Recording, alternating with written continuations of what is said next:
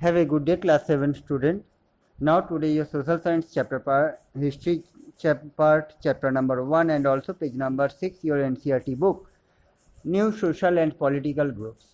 The study of 1000 years between 700 and 1750 is a huge challenge to historians, largely because of the scale and variety of development that occurred over the period.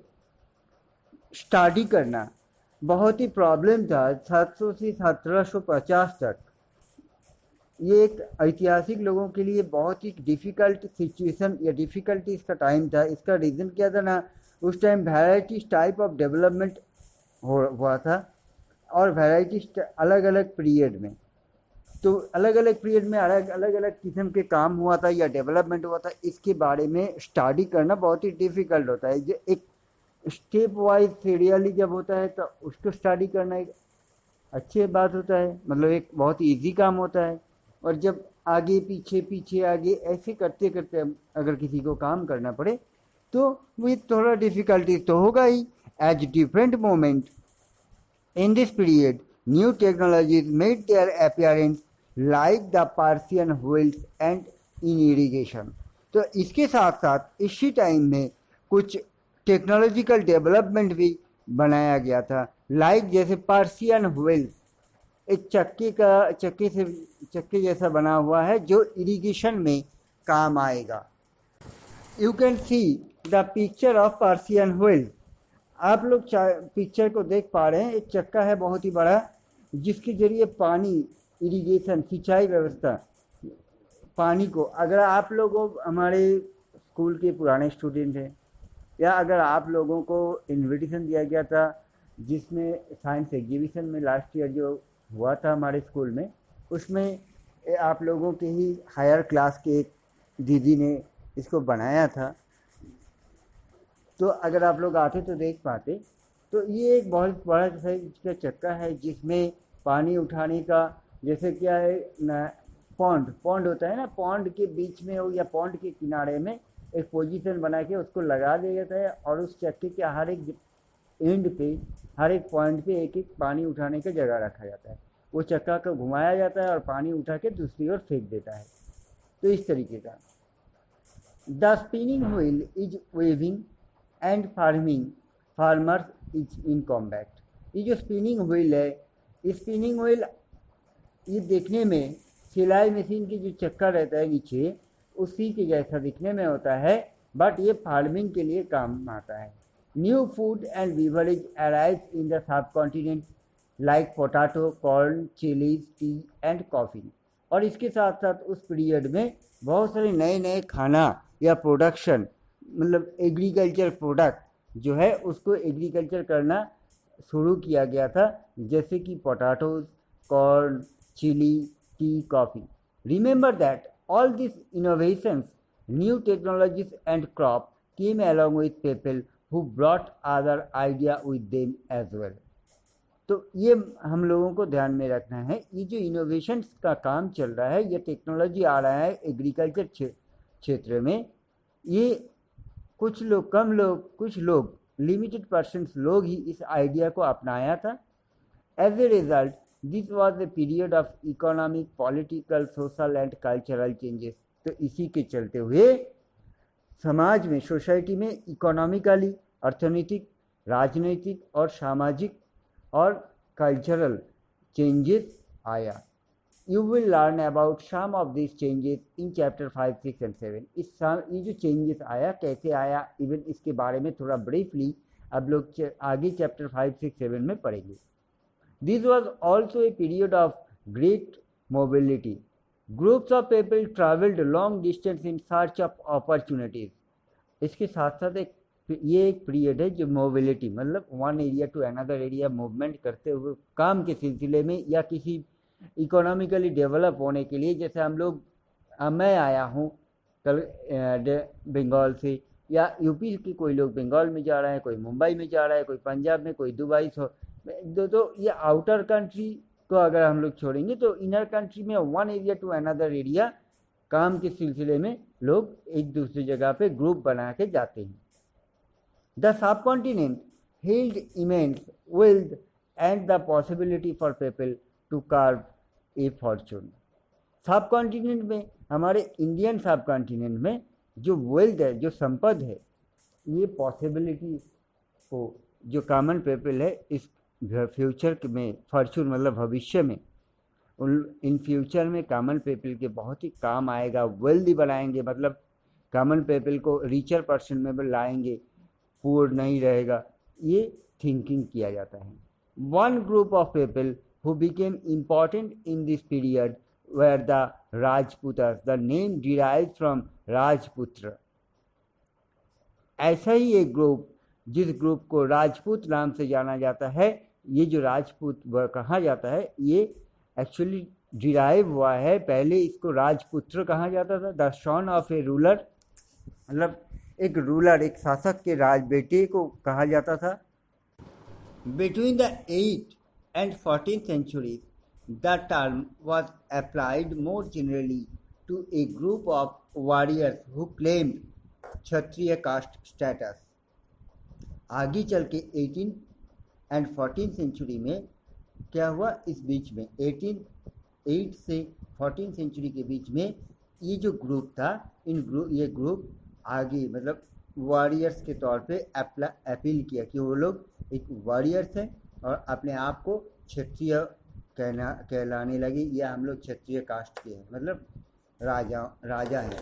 The term included not just ruler and chieftains but also soldiers and commanders who served in the armies of different monarchies all over the subcontinent. ये जो term क्षत्रिय, ये term सिर्फ राजा के ऊपर applicable नहीं, राजा के साथ साथ, राजाओं के साथ जो कमांडर लोग रहते हैं, मतलब सोल्जर्स कैटेगरीज के लोग या राजा के मंत्री परिषद के जो लोग रहते थे, उन लोगों को भी क्षत्रिय कहने लगी.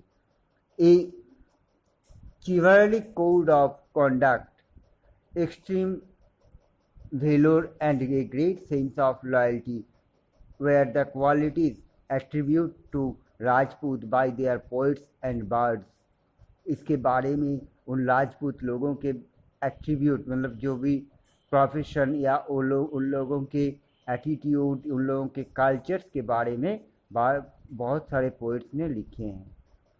Other groups of people such as the Marathas, Sikh, Jat, Ahoms and Kayastha, a caste of scribe and secretaries. तो आदर्श ग्रुप जैसे क्षत्रिय बना, वैसे ही मराठा, सिख, जाट, कायस्थ, ऐसे मेंसलाला, ये सब ग्रुप अलग अलग कास्ट बनना शुरू हुआ. Also use the opportunities of the age to become politically important. और इसके साथ साथ एक एज लिमिटेड कर दिया गया. जैसे अभी भी हमारे साथ देश में क्या होता है, 18 प्लस होने के बाद ही उसको वोट डालने का या एज ए सिटीजनशिप प्रोवाइड किया जाता है, सिटीजन काउंट किया जाता है. लाइक दैट यहाँ पर भी एक अपॉर्चुनिटी है, पॉलिटिकली इम्पॉर्टेंस है एज. उम्र कम होने से उनको उस कैटेगरीज में डाला नहीं जाता है. Throughout this period, there was a gradual clearing of forest and the extension of agriculture, a change faster and more complete in some areas than in others. इसी के ये जो परिवर्तन हो रहा है, इसी के चलते हुए क्या हुआ, जो जंगल एरिया था उसको काट के एग्रीकल्चर फील्ड, एग्रीकल्चर लैंड बनाया गया और उसमें एग्रीकल्चर ज़्यादा से ज़्यादा परिवहन होने लगा. Changes in their habit force many forest dwellers to migrated. उन लोगों के आदत भी कम. पहले क्या होता था, थोड़ा सा ज़मीन है उसमें एग्रीकल्चर करेंगे फिर और नहीं करेंगे, लेकिन जितना धीरे धीरे डेवलपमेंट होना शुरू हुआ, वैसे ही धीरे धीरे कॉमन पीपल का हैबिट भी चेंज होना शुरू हुआ. फॉरेस्ट से, जंगल में जो लोग रहने वाले थे, उन लोगों को जब माइग्रेट किया गया, उन लोगों को गांव में या शहरों में लाया गया काम के लिए. Other started tilling and the land and became peasant. कुछ लोग खेती में काम करना शुरू किए, जिन लोगों को पीजेंट मीन्स फार्मर कहने लगे. This new peasant group gradually began to be influenced by regional market, chieftain prestige, monasteries and temples. ये जो पीजेंट ग्रुप है, ये पीजेंट ग्रुप इन्फ्लुएंस हुआ या रीजनल मार्केट में।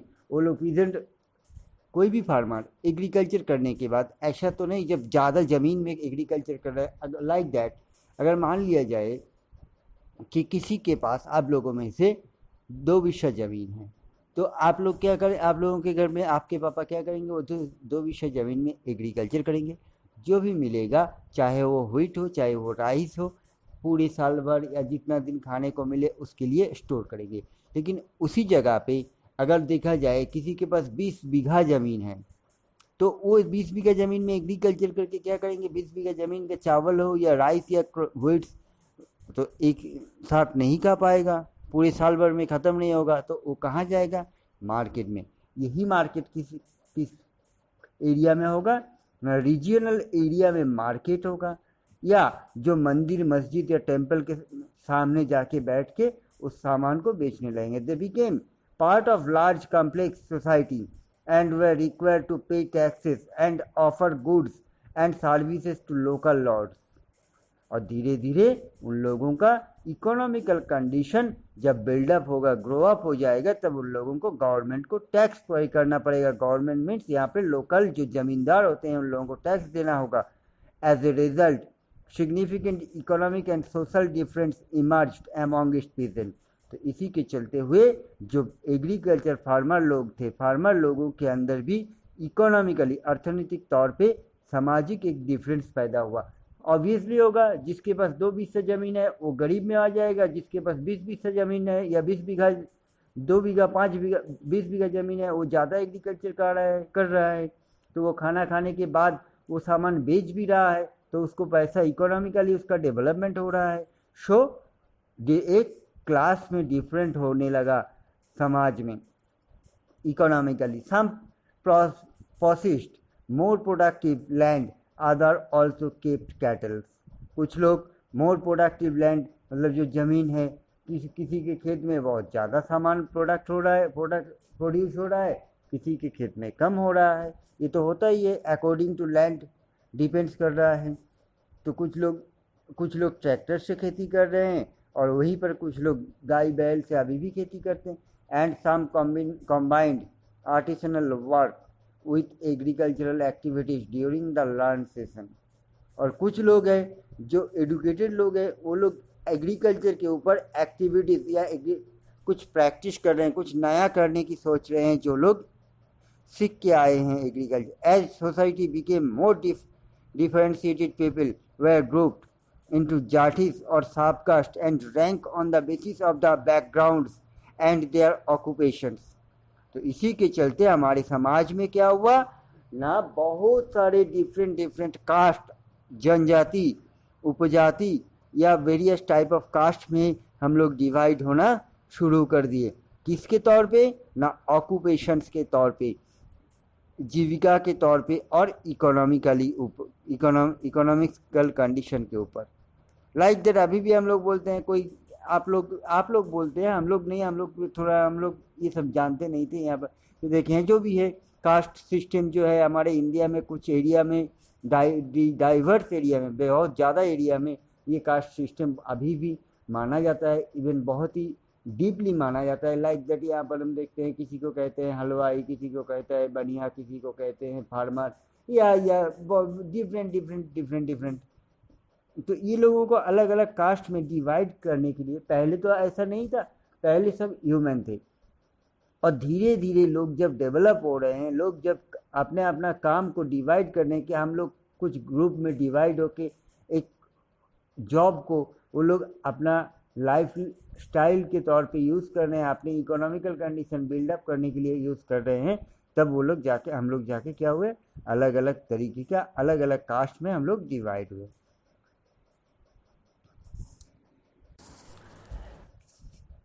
And variety according to the power, influence and resources controlled by member of the jati। The status of the same jati could vary from area to area। तो जाति जो members, जो लोग control करते हैं area को, उस एरिया में जो कंट्रोल करने वाले जाति कास्ट के लोग होते हैं, इन लोगों में भी वेरिएशंस है एरिया के ऊपर डिपेंड करते हुए। Jatis frame their own rules and regulation to manage the conduct of their members. Jati लोग क्या करते हैं, वो लोग अपने एरिया में अलग अलग रूल्स क्रिएट करते हैं, अपना रूल चलाते हैं, ताकि वो लोग अपने मेंबर्स हो या अपने एरिया को कम्युनिकेट कर पाए। This religions were enforced by an assembly of elders describe in some area as the jati panchayat. कुछ एरिया में ये रिलीजियस क्या है, जाठी मीन्स एक group of people, they controlled their area like the panchayat, but Jati were also required to follow the rules of their village. Several villages were governed by a chieftain. Together they were only one small unit of state. तो बहुत सारे जाटिस या बहुत सारे groups area wise या village wise एक group बना हुआ रहता है। They are controlled their village and they are not government, they are not permanent, वो लोग सरकार नहीं है, गवर्नमेंट नहीं है, बट अपने एरिया का जो रूल्स रेगुलेशन एडमिनिस्ट्रेशन सिस्टम है ये उन्हीं लोगों के ऊपर डिपेंड करते हैं। और उनमें से ऐसा नहीं कि कोई एक फिक्स पर्सन उसमें लीडर रहेंगे, वो चेंजेस होता रहता है उसमें भी। So only some small unit of state. State के हमारे देश में जितने भी स्टेट है, ये बहुत सा स्टेट, किसी भी प्रदेश में जाएंगे, किसी भी स्टेट में हम लोग जाएंगे तो उसके साम जगह पे कुछ ही एरिया में ये हम लोगों को देखने को मिलता है। तो ताकि बिकॉज टाउनशिप एरिया में तो इस तरीके का नियम रूल्स रेगुलेशन हम लोगों को दिखने को नहीं मिलेगा। So that's it for today and if you